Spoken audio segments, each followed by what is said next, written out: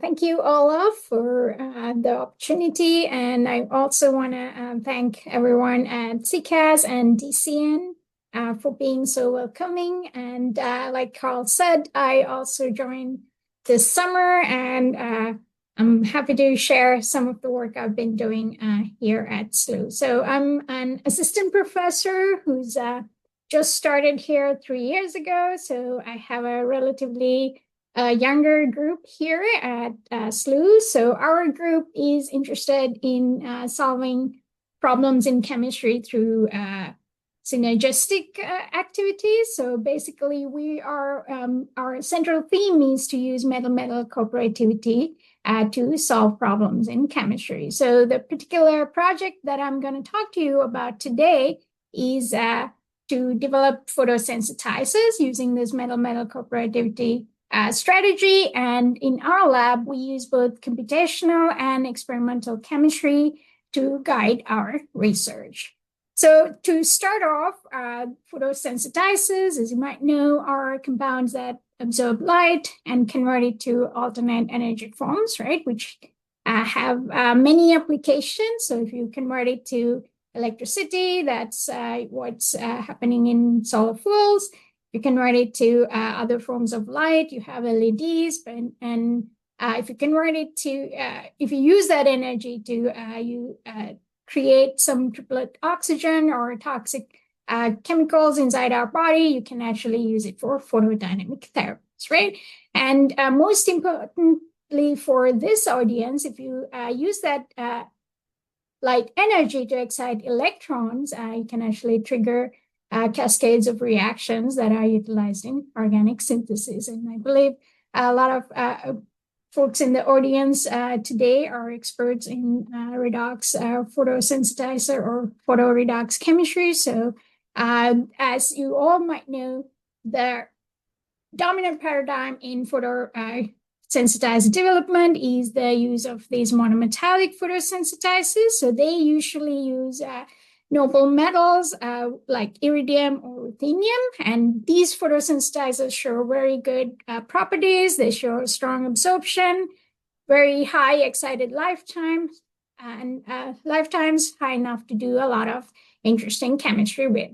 And they usually absorb in very high radiation, though, very high energy radiation. So for example, they tend to absorb energy in the UV or blue light radiation, which can lead to its own limitations or drawbacks. So for example, in organic synthesis, it can lead to a lot of side reaction, degradation of products. And since high energy means lower wavelengths, it can lead to lower penetration. So it's hard to scale up to batch reactors. And in solar fuel cells, that using low energy kind of limits or wastes a lot of solar energy, more than 50%, which is in the IR and near IR are lost. And also in photodynamic therapies, that low wavelength tends to limit applications to your skin. So there's a drive towards going or developing photosensitizers for higher wavelengths. And the other drawback with monometallic photosensitizers is that those metals I mentioned, ruthenium and iridium, tend to be more rarer metals. So there's a problem of sustainability and cost, and also they tend to be more toxic. So there's a drive towards using the abundant metals for photosensitizers, but they usually show weaker absorption because most of them are in that third row with a lower D split, and they also show lower lifetimes, excited lifetimes in the picosecond range. So there's a drive towards developing a better, more optimized abundant metal photosensitizers. So we want to use a bimetallic strategy to realize this better properties in the abundant metals. So this, we're not the first to think about it, of course. There have been some systems developed with bimetal or using metal-metal cooperativity, especially with these metal-metal interactions in second and third row transition metals, more noble metal usage, actually. So we actually started our analysis there. We started by looking at the already established photosensitizers, the noble metal bimetallic photosensitizers. So since these complexes have been made, their UV properties are well established, well known, we use those experimental data to benchmark our computational methods, actually. So starting off, we modeled these computationally, used TDT-FT methods to visualize the UV spectra, and using the actual experimental values, we got our best fit or most optimized benchmark method. So my grad student, Oshan, actually did the analysis here. So the story I'm presenting, the computational work was done by Oshan. So what he did was he matched the experimental data and found the best benchmark methods. And then he went to the board and virtually or modeled these hypothetical monometallic compounds that are the basically breaking down the bimetallic systems here. So each of these systems, in each of these systems, the metal would have the same ligand environment, ligand contribution, but would only miss that metal-metal interaction. So essentially, we were trying to extract the effects of that metal-metal bonding in these bimetallic systems. So when he modeled all these series, one thing he noticed right away was that we were seeing two trends emerging. So to start off, when you go from the monometallic to the bimetallic system, he noticed that the absorption wavelength, the lambda max, was redshifting. So going from lower wavelength to higher wavelength here in this ruthenium system. And corresponding to that, we also noticed that the HOMO-LUMO gap was decreasing in these systems. So we weren't actually the first to notice this effect. One of Carl's colleagues at Kennesaw State, actually, Michael Stallings, reported a similar effect experimentally in his copper system. So this effect where metal-metal bonds actually end up redshifting the max absorption has been experimentally also shown. The other thing we noticed was that the absorption coefficient or the intensity of absorption also increased from going from monometallic to bimetallic. And we were curious to figure out why this was happening. So we went, and also it's worth noting, so this is for the ruthenium system. We noticed similar effects, the lambda max increasing in silver and molybdenum systems as well, and the oscillator strength also increasing in both the systems. So we went to the we were interested in the oscillator strength most, what was causing this absorption intensity increasement. And so we modeled the hole and the particle, the natural transition orbitals of these transitions. So basically this calculate for each wavelength, you can calculate a hole and a particle, hole that releases the electron during excitation, and particle is where the electron ends up after the excitation. So when we modeled for our systems, especially bimetallics, we noticed in bimetallic systems, so this is a metal to ligand charge transfer in that molybdenum system. And we noticed that metal-metal bonding was contributing to the hole, and it increases the metal intensity or metal percentage in the hole here, whereas the particle has minimum metal contribution. So compared to the monometallics, this metal-metal bonding was contributing to the hole and increasing the intensity of that MLCT transfer. And we also looked at we also wanted to see if we can quantify this effect, or if we can find a way to figure out or find a way to parameterize this effect. So basically, we did a multivariate regressional analysis where we used the oscillator strength as our independent variable. And since we had now optimized and calculated a series of parameters, we used them to do the parameterization study.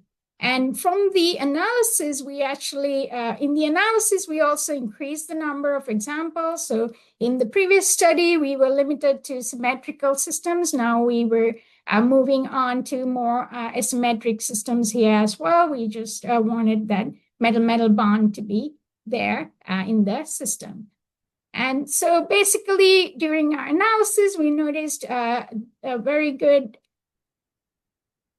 fit with these four parameters. So the solvent dielectric constant, as well as the homo-lumo gap was correlating, which was pretty intuitive. However, curiously, the metal-metal bond order, as well as that metal percentage in the hole, was also contributing to the oscillator strength. So we got a pretty high R-square value, and even though it's still a very small number of data points, we tried to make sure we hit the 3N number, and we did a leave one out analysis as well, and our R-square values remain pretty robust. So now that we knew that from this study that going from monometallic to bimetallic facilitates this lambda max and increases the intensity, we I wanted to try and test out this in the abundant systems. And so we went directly from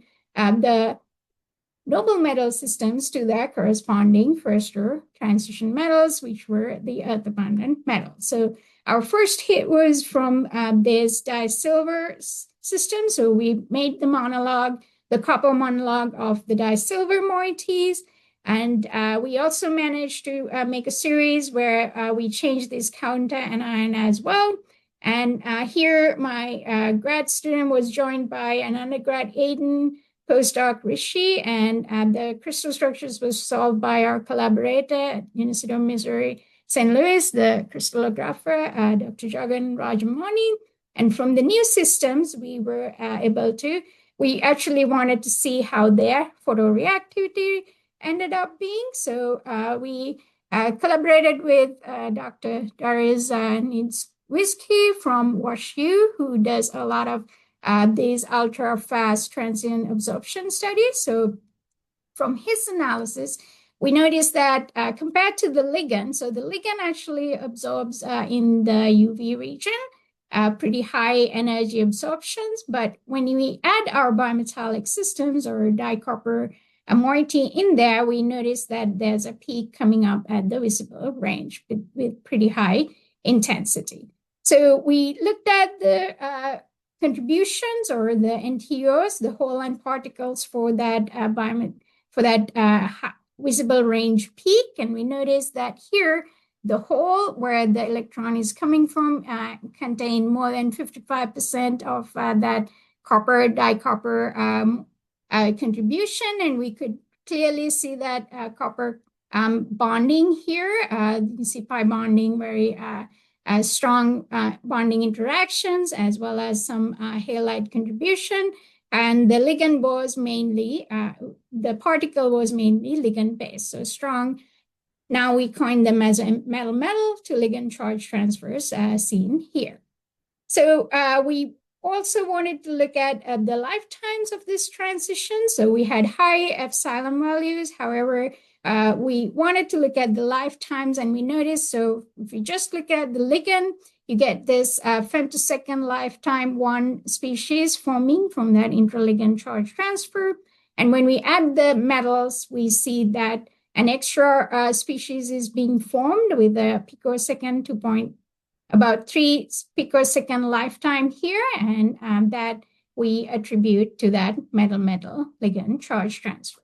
Unfortunately, we're still at 1 to 3 picosecond range, which means we still need to optimize the lifetimes before we can use that for reactivity. However, we are currently working on changing the ligand system, and we actually do have a prototype with we just got with higher lifetimes, which shows fluorescence, but we're still verifying the data, so hopefully I can present that in a future study. So this one, we finished the series and just submitted this. It's under revision. So to summarize, our goal goal, our group's goal is to use metal-metal cooperativity to improve photosensitizers. We're first did a study where we extracted out the effects of metal-metal bonds, the redshift and the intensity enhancement. And then we did a experimental study where we made the abundant analogs and using this metal-metal cooperativity, we've got high epsilon values, high intensities. We get that redshift, and we're now working on optimizing the lifetimes. So for the future directions, we want to keep using experimental and computational chemistry, the data science, to improve our catalysts or our photosensitizers. And so in our initial study, we were solving for the oscillator strength, did the parameterization to figure out what was contributing to the oscillator strength. But if we can find what's contributing to other photochemical features, we can actually develop some applications. So that's the ultimate goal. If we can solve for the lambda or the wavelength of absorption, we can go to more redshifted photodynamic therapies. If we solve for the redox potentials, we can develop organic synthesis methods. And if we solve for the quantum ions, we can go for applications in LEDs and solar fuels. So those are their future directions. And the NIH was excited about the PDT and the organic synthesis applications, and we hope to go into these areas. So the key is developing these data science models to figure out or to optimize our photosensitizers. So those are our exciting directions. And I tried to highlight the folks who did that. Aiden, Rishi, and Oshan were the students who did the work. We have very great collaborators, and we're thankful for the recent funding. So with that, thank you, everyone.